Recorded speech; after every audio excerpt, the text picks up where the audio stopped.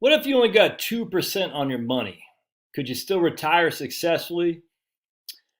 So I'm sitting in the dental chair, get my and that crown had come off, and I'm getting my this afternoon. I'm getting my crown replaced, and I was thinking about a guy I was working with the other day. It was yesterday, I can't remember, but anyway, a guy I was working with, and I kept telling him, dude, when you've won the game, stop playing because he's going to be fine financially. There's basically nothing he can do because he's got a big fat pension. He's going to be fine. Then I just started occurring to me. I said, what if you only got 2% of your money and you're pulling 5,000 a year out? I'll show you what I'm talking about here in just a second. But I mean, would you be okay for a financial planning perspective, from a retirement income perspective? Why do we got to make it so complex? I think one of the reasons we make it so complex is everyone's thinking there's going to be this huge amount of inflation, maybe, that your spending goes up with each and every year, maybe. But I just got to think about it. So let me just spreadsheet. So let's take a look here. So here I got $100,000, and you're only getting 2% a year. You're taking $5,000 a year. We're not adjusting with inflation. We'll go back to that in just a second. Not sure you need to, but let's just talk about that here in just a second. All right. So basically, you got $100,000. You're getting 2%. Right now, 30-year Treasuries are paying 1. Let's see. 30-year Treasuries are paying 1.4. 30-year Treasuries paying 1.5. Oh, it's up pretty good. So 30-year Treasuries are paying 1.5. So 2% isn't that far off. But either way, you're still eating your principal 3% a year. All right. So we're not adjusting this with inflation. That's fine. But because we're just saying, what if I just took 5,000 a year out? How long would my money last? Quite a simple calculation, very infantile to draw. Even I can do it. Your money would last 26 years. What's the likelihood of you living 26 years in retirement? Let's go and look at that. So bear with me just a second. So if we go to dinkytown.net, which is CCH website, they actually changed it from dinkytown.net, but still it's good. We got a life expectancy calendar or calculator. We're going to say we have Josh. We're going to say he's 65 years old. He's 5'10", weighs $175, doesn't smoke. He's male. He doesn't drink. No accidents or violations in the past 3 years. No normal blood pressure. Checks regularly. Family history. 2 or more. It doesn't not yet. Yeah, so just say that. So his life expectancy is only 82.3 years. So that's 17 and a half years, basically. Huh, isn't that interesting? What if he was female? 85 years, that's 20 years. So someone who's 65 today has a life expectancy of 20 years. Now we go to, I think Kitts has had this one. He said if Fred and Ethel were 63 and 62 comparatively, if they would have they would have how much of a probability of living for 26 years would be both have an 8% probability of living until 26 years. And the reason I use 26 years is because that's when the money ran out. When they had an 8% probability. Now, it doesn't go into deep amount like what we just did about health. 33% probability of Ethel living until she's 88, 26 years from now. And a 17%, 21% chance of Fred living. So both would, either would have a 50% chance of living until then, but in terms of individuals, not much. So one of them will probably live until they're 26, but that's only 50% chance. Not even probably. There's a 50% chance one will live until they're for 26 years, and a 50% chance they'll both be dead. They're both alive. There's only a 8% chance they'll both be alive. If that makes sense. But there's a 33% chance Ethel will be alive and a 21% chance that Fred will be. Not very good odds, actually. Not very good odds at all.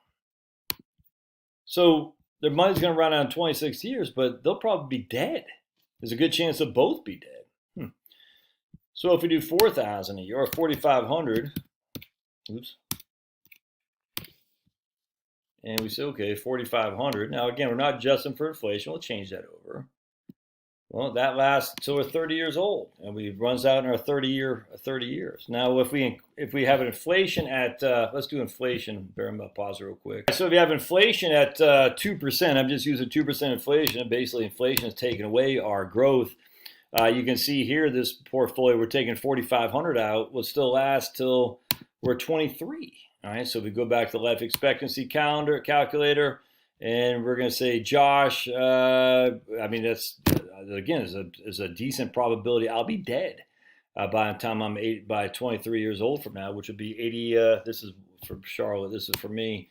23, I'll be 88. It's a good chance I'll be dead. You know, life expectancy, that means average. That means half the people die before, half the people die after. But still, not a very good not a very high likelihood that I'll die, that I'll survive until then anyway. But what if we say I'm heavier? We'll say I'm 210, right? Well, let's just use that for example. What does this do? Did I drop it? There we go. Did I not drop it? Guess that didn't drop it. Okay, that's weird. Didn't drop it all. Let's say high blood pressure. Look at that, high blood pressure control medication, high blood pressure non-control. Whoa. So it's like the weight doesn't matter. That's kind of weird to me. Family history will say parents not good health. Both parents live to age 70. And look at that, man. Anyway, so just, again, not a huge likelihood that I'm going to die, man. Let's say 250, see if that changes anything. Okay, there we go. So the heavier you are there, okay. Let's say 125. Yeah, it's weird. 125, that's sickly. 175. All right, so you can see there, not very high probability that we're going to be around that long. And if we're not around that long, it's kind of like, why take the risk? So we'll put this at 5,000. And that money will run out in 21 years. But even if at 5,000 a year, adjusted for inflation, I'm only getting 2% a year in my portfolio.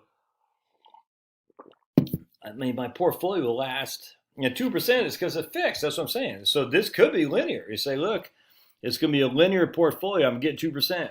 That's it.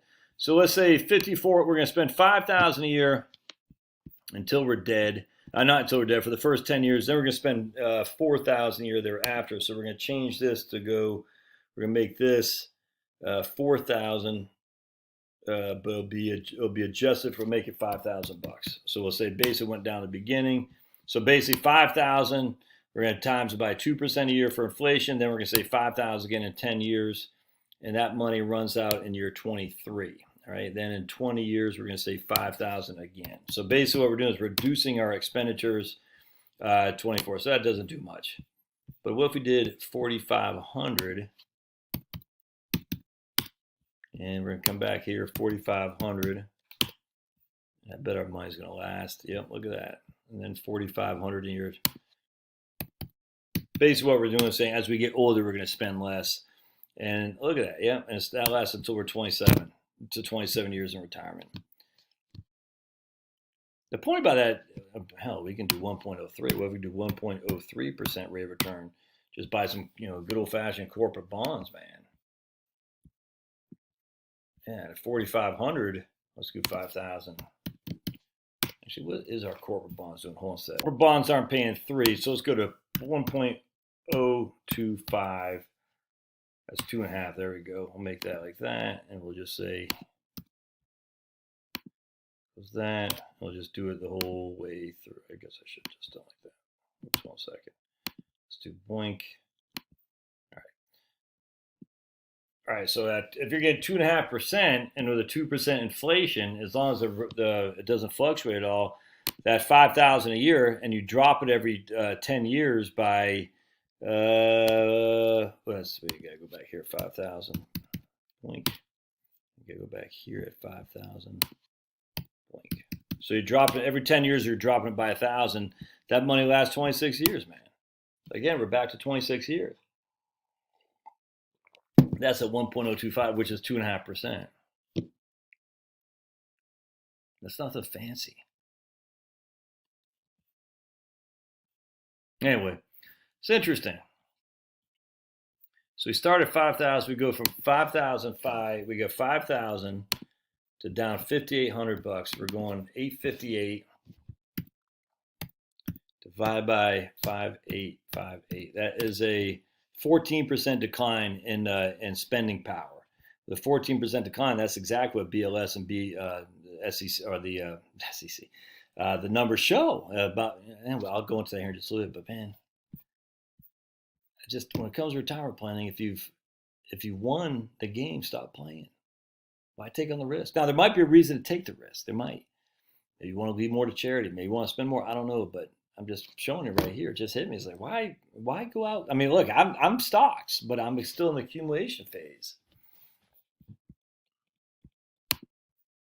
Something to think about. I don't have the answer for you, but if you can get 2.5 to 3% bonds, I just showed you right there. You could take freaking 5% a year out as long as you reduce your expenditures just for inflation at 2% a year, and not have to worry about hardly ever running out of money. I mean, look, you might in your late 20s, in your latter part of your retirement, sure, absolutely, there could be a chance you run out of money, but you probably won't be around.